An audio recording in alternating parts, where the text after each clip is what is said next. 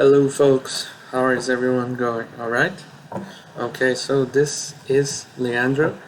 I'm here to show you my bonsai project, which is basically trying to implement a closed loop system for a looming stimulus, a visual stimulus. In my case, I'm working with fish, but during this project I just used my arm as a way to simulate a fish and its tail movements.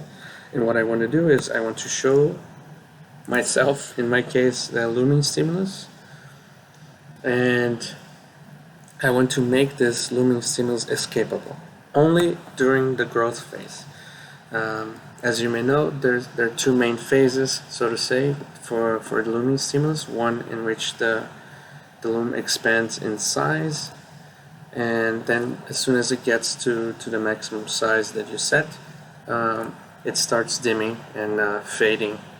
So what I want to do is, if I see any tail movement, which in my case will be just arm movements, past a certain threshold, I want the loom to stop, basically disappear. And for my project, I want to see if the zebrafish will behave with a freezing outcome, or they will try to escape. And that's why if they escape, I want the stimulus to stop. So how does it look in bonsai? Let me show you. It has become quite a complex workflow, but basically I have here one video capture camera device. I have a detectables from Deep Lab Cut using the full human body model, and then I use bone vision to create the stimulus. And the pose detection part, I only extract the 3 key points that I'm interested in to simulate a fish, which is the shoulder, elbow, and the wrist. And the shoulder is the head of the fish. So I'm going to be showing the stimulus based on the position of the shoulder, and that will be the virtual open loop situation. But on top of that, I want to compute angles from the shoulder to the elbow and the elbow to the wrist, and compute angle differences in consecutive frames, and use that to control the looming stimulus.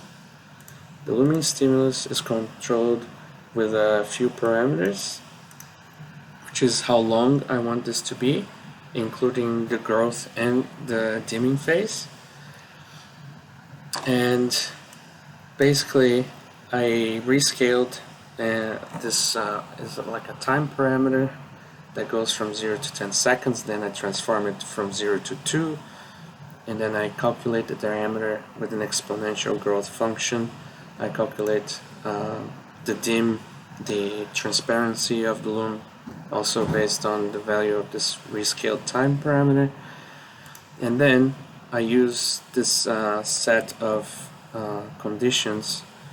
So if the growth, if the time is still in the growth phase of the loom and there was an escape, I will stop showing the loom. Otherwise, I'll continue until the end, until the timer finishes for the growth phase, which is 5 seconds. How does it look working? So let me show you. Here you can see a few plots, so let me explain. You can see my shoulder, my elbow, and wrist being detected. Diameter function shows the diameter of the dot, and the dim function shows the transparency of the dot. And the angle from the wrist and the wrist elbow and angle elbow shoulder shows the angles from 0 to 180 of these vectors, these elements of the body. The rescale is just a time parameter, and the val 0 is the sum of the difference in consecutive angles over consecutive frames. And the escape threshold gives me of binary values whether or not there was some movement, depending on the threshold that I set. So okay, the loom just started, so let's see if I make arm movements, it detected that I moved and passed the threshold, so the loom stopped. Now if I try to escape, but after the growth phase, when the dim starts, nothing happens. And that's it. So I hope you guys enjoyed, and I hope this was an interesting project for you. And I look forward to see everyone else's projects.